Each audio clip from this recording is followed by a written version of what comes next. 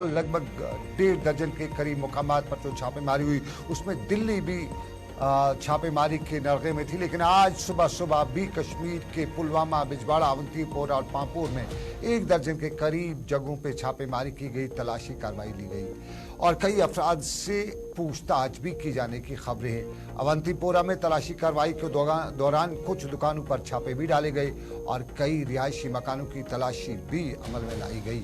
SI की टीमों ने मोबाइल फोन, दस्तावेज और दूसरे कई सबूत तहवील में लेने का दावा किया है। वाज़ेह है कि जनूबी कश्मीर के अलावा इससे पहले एसआई की टीमों ने नई दिल्ली और जम्मू कश्मीर में 1.5 दर्जन के करीब जगहों पर छापे डाले थे और तलाशी कार्रवाइयां की थी। किसी के गिरफ्तार होने की कोई इत्तला मौसूल नहीं है, लेकिन अभी तक भी एसआई उस हवाले से साफ नहीं कर सका कि एक क्या मामला है, क्योंकि सोशल मीडिया से लेकर कुछ हलकों में या बाजार में कुछ बाज़गश्त भी है।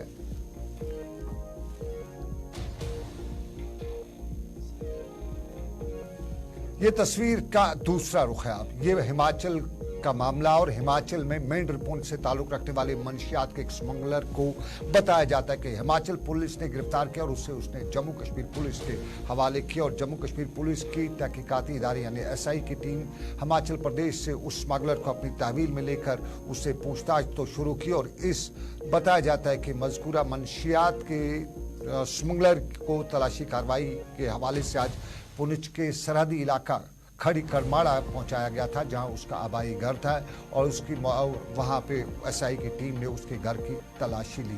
बाद में एसआई की टीम इस मुलजिम को अपने साथ लेकर गई, ताहम किसी लवाकिन या किसी और शहरी को इससे बातचीत करने की इजाज़त नहीं दी गई। माना जा रहा है कि टेरर का नहीं बल्कि नार्को टेरर का मामला है और उस हवाले से पुलिस उसे पूछताछ कर रही है।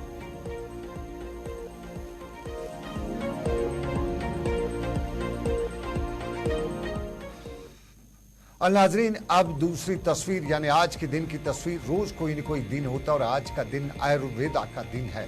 आयुर्वेदा की तारीख बताया जाता है कि वस्त एशिया से ही है और लुकमान से लेकर आयुर्वेदा के बड़े बड़े डॉक्टर्स जो हैं वो वस्त एशिया से कहीं न कहीं उनका ताल्लुक रहा है। और अखनूर का आयुर्वेदा मेडिकल कॉलेज में आज आयुर्वेदा के हवाले से एक तकरीब भी हुई, जिसमें जम्मू कश्मीर के लेफ्टिनेंट गवर्नर मनोज सिन्हा ने बतौर मेहमान ख़ुसूसी शिरकत की।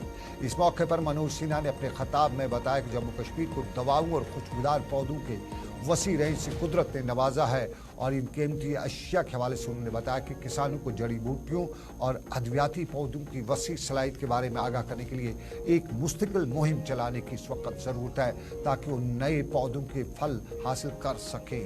उन्होंने कहा कि शहरियों के लिए सेहतमंद ज़िंदगी को महफूज बनाने के लिए योगा, आयुर्वेदा और दूसरे निज़ाम तिब को सेहत अम्मा के निज़ाम के मरकज़ी दायरे में शामिल करने के लिए डॉक्टरों और दूसरे स्टेक होल्डरों की तवज्जो की ज़रूरत भी है।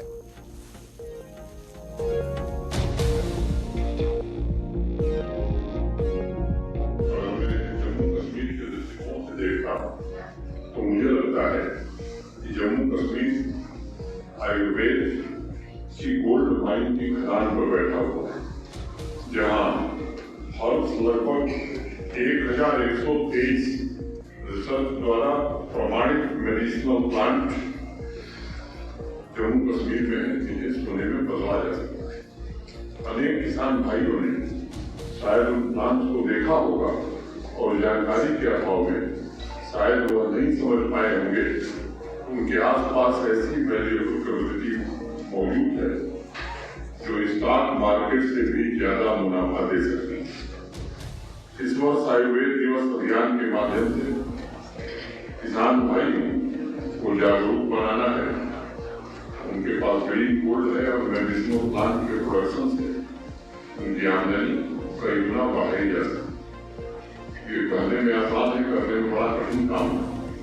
केंद्रीय आयुष मंत्रालय इस अभियान को हकीकत का जामा बनाने के लिए एग्रो आयुर्वेद को प्रमोट कर रहा है, ताकि ट्रेडिशनल खेती के साथ साथ किसान भाई मेडिसिनल प्लांट की फार्मिंग।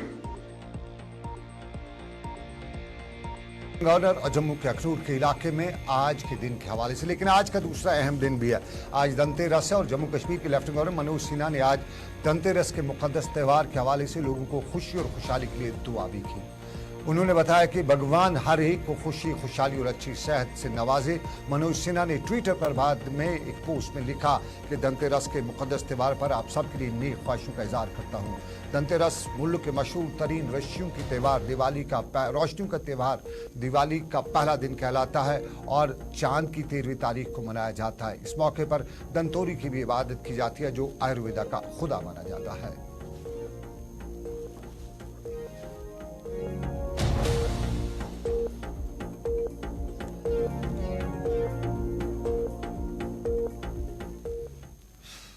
और चलिए अब जरा कज़िया दुनिया और उसका असर, और ये कज़िया दुनिया फ़लस्तीन इसराइल का, और इसमें जम्मू कश्मीर की सूरत-ए-हाल। आज पांचवा जुमा, माफ कीजिएगा, लगातार पांचवा जुमा और श्रीनगर की जामिया मस्जिद में आज नमाज जुमा की इजाजत नहीं दी गई। मीरवाइज को भी आज घर में नजरबंद रखा गया था और सुबह सुबह औकाफ कमेटी ने बताया कि श्रीनगर इंतजामिया ने मस्जिद को मुकफ्फल किया है और जुमे नमाज की इजाजत नहीं दी है। मीरवाइज उमर फारूक 4 बरस की तवील नजरबंदी के बाद जब रिहा किए गए थे तो उनको भी 5वें जुमे से मुसलसल घर में नजरबंद रखने की बताया जाता है। मुकामी इंतजामिया ने अगर इस मस्जिद में नमाज जुमा पर पाबंदी आयद करने की कोई वजह जाहिर नहीं की, ताहम ज़राया से लेकर हकीकत यही है कि हुकाम को फ़लस्तीन पर इसराइली जारियत के पेश नज़र नमाज जुमा के बाद एहतजाजी मुजाहिरों का खदशा है, जिसकी पादाश में नमाज जुमा की इजाज़त नहीं दी जा रही है।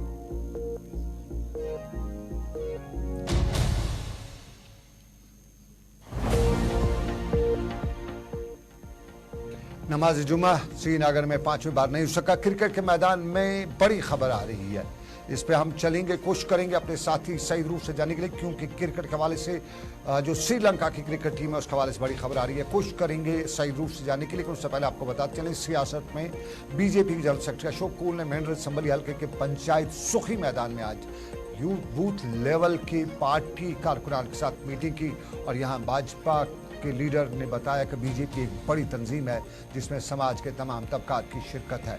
उन्हें दूसरी रियासतों और मरकज़ के ज़ेर-इंतज़ाम इलाकों की तरह जम्मू कश्मीर के लोगों ने भी पिछले 9 साल के दौरान मरकज़ी सरकार की स्कीमों से फ़ायदा उठाया है और इन स्कीमों ने खासकर कमज़ोर तबकों की समाजी और इक़्तिसादी हालात में तब्दीली लाई है, ये बताया अशोक कूल ने। लेकिन अशोक कूल ने साथ साथ में हिंदुस्तान और पाकिस्तान के ताल्लुकात पे लाइन ऑफ कंट्रोल के पर जो सीज़ फायर की वायलेशन हो रही है, जिसमें इंसानी जानों का ज़िया है, उस पर अपनी तशवीश का इज़हार करते हुए भी बात की।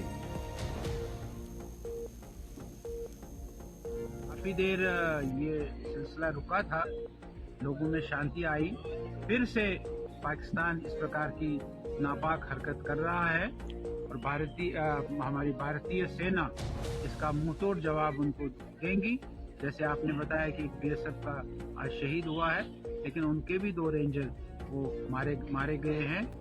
भारतीय सेना इसका मुंहतोड़ जवाब दे देगी और हमारी ओर से शुरुआत नहीं है, शुरुआत वहीं से हो रही है और हमने इस बात को कहा है कि वो गोली मारेंगे, हम गोला मारेंगे। इस प्रकार का बात जो है ये हमारे गृह मंत्री श्री राजनाथ सिंह जी ने पहले ही कही है और ये नापाक हरकत जो फिर से हो रही है इसका पुरजोर जवाब दिया जाए।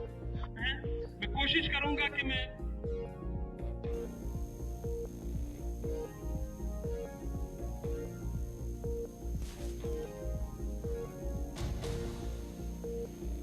सियासत के गलियारों में बीजेपी की खबर, लेकिन डेमोक्रेटिक आज़ाद प्रोग्रेसिव पार्टी की जानिब से श्रीनगर में आज एक तकरीब का एहतमाम किया गया, जिस दौरान पटन से ताल्लुक़ रखने वाले सियासी शख्सियत उल्लाह यत्तू और पटन से ताल्लुक़ रखने वाले दूसरे कई लोगों ने श्रीनगर में गुलाम नबी आज़ाद की रिहाइशगाह पर उनकी पार्टी में शुमार इख्तियार की। इस मौके पर गुलाम नबी आज़ाद की जानिब से पार्टी में उनका इस्तकबाल भी किया गया और जीएन यत्तू ने उनके गुलाम नबी आज़ाद की पार्टी में शिरकत करने के हवाले से अपने ख्यालात का इज़हार भी किया। के लिए मैंने कांग्रेस ज्वाइन की थी पार्टी, लेकिन उसमें हुकूमत में हम 50% के शरीक थे। पीडीपी और कांग्रेस हुकूमत, यहाँ पे उनकी हुकूमत थी और निसफ हिस्सा कांग्रेस पार्टी का था, लेकिन कांग्रेस पार्टी में जितने भी मंत्री रहे हैं उन्होंने मुझे कॉन्स्टिट्यूएंसी के लोगों के लिए कुछ नहीं किया। मैं ये नहीं कहूँगा कि मैं ये खुदा न करे मुखालफत नहीं करता हूं, लेकिन अगर मुझे कोई मंत्री ये कहे कि मैंने आपको हैंड पंप दिया है किसी गांव के लिए या किसी घर के लिए, किसी वर्कर के लिए, मैं शर्मिंदा हूं। एक हैंड पंप तक नहीं दिया। बिजली पोल डेमोक्रेटिक आजाद पार्टी में श्रीनगर के में आजाद की रिहाइशगाह पर ज्वाइनिंग। आपको बताएं, देख रहे हैं आप प्रोग्राम। अब तक एक छोटा सा तजारती वक्फा, ब्रेक के बाद मिलेंगे। बड़ी खबर पे आ रही है और इस खबर के साथ साथ हम आपको बताएं श्रीनगर में बच्चों की गुमशुदगी, क्या वाकई में बच्चे गुम हुए हैं या कहीं और हैं, इस खबर पे भी हम चलेंगे। लेकिन पहले छोटा सा तजारती वक्फा।